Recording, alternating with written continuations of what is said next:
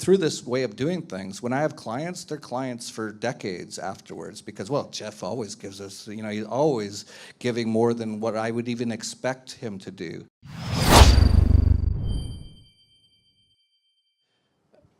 What's the art of negotiating? And without trying to give a condensed masterclass here, because I'll just give you some key pointers, because again, the internet's a fabulous source of education on pretty much everything, as well as the biggest source of disinformation in human history.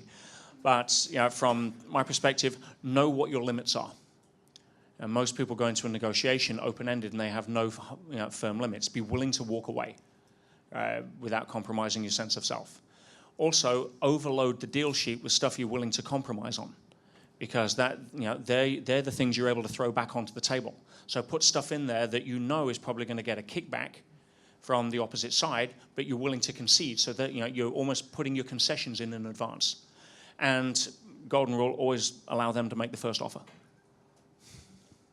Yeah, on the first offer, when I actually do it quite a bit different, and I know this doesn't work for everyone, but when I run my own business, so I'm not just out there selling Hondas or something, but when I'm running my own business, I'll usually get to a point, get really personal, get them to feel really comfortable with you and all that sort of thing. And then I'll say, well, what is the best thing that you can offer? And they'll say something like, well, I want 50%.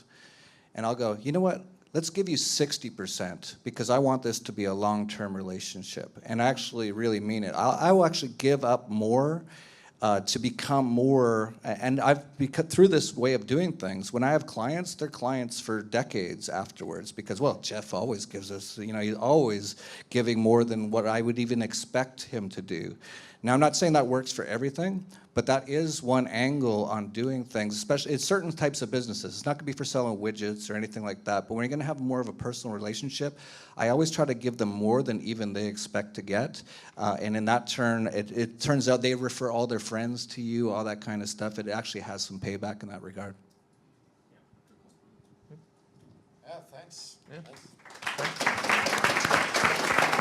Thanks.